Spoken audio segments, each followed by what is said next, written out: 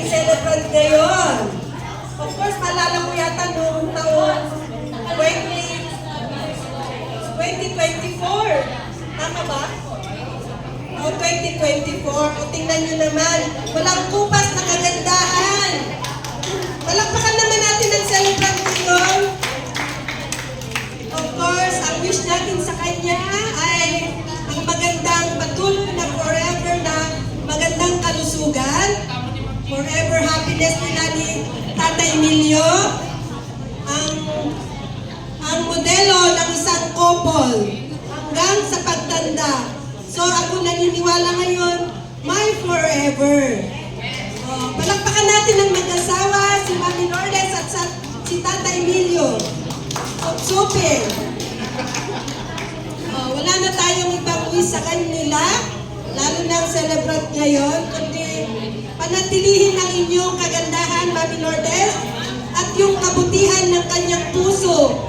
Maganda siya in and outside. Kasi maraming tinutulungan nito. Mula pa noon hanggang ngayon, tumutulong palagi sa mga nangangailangan. Witness ako dyan. So, yung mga ibang mga critics, hindi mo masasabi yan dahil may mga hindi na please. Pero ako bilang ina ng Barangay Dominican Mirador, nakita ko talaga yung kabutihan ng puso nito. Dahil talaga naman, prangko siya magsalita, sinasabi niya ang gusto niyang sabihin, pero ang puso niya naman malambot. Kapag sinabi mo merong nangangailangan, nandyan siya agad na tumutulong talaga. So before ko makalimutan, gusto ko rin batiin ang ating Father Bernard Garbao at saka yung kasama niya na kasabayan natin kanina na lumating dito sa venue ng celebration ng birthday party ng Mami Lourdes. Thank you sa presence ninyo. And mamaya. And of course, kasama ko si Mami Lourdes, parang ang family ko na rin siya mula pa nung unang upo ko na barangay captain ng Dominican Mirador. Ay talaga naman na magkakasama kami niyan. At saka syempre yung mga anak niya, parang mga kapatid ko. Although parang inaanak ko rin yung isang anak niya, pero para kami family din. So, maraming salamat sa inyo, Mami Lourdes, sa walang iba, nasamahan natin. Parang kapamilya, naramdaman mo naman na parang kapamilya niyo ako. So, maraming salamat sa pagmamahal at sa support palagi.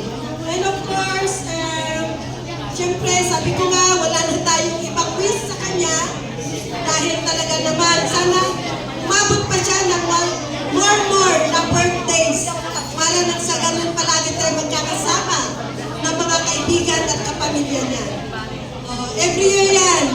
Kaya ang wish natin sa kanya, good health and marami pang taon na darating sa buhay niya para palagi tayong magkakasama.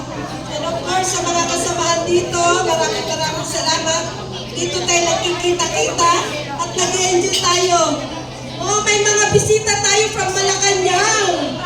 Oh my gosh! Thank you, nakita ko sila. Mamaya, jam-jam tayo. Banding-banding. From Malacanang, imagine, kamag-anak nila, Tata Emilio at Mami Lourdes. Yung pamangkin nila na galing sa Malacanang. So, mamaya, tayo magpabanding lahat. Of course, andyan yung mga apo.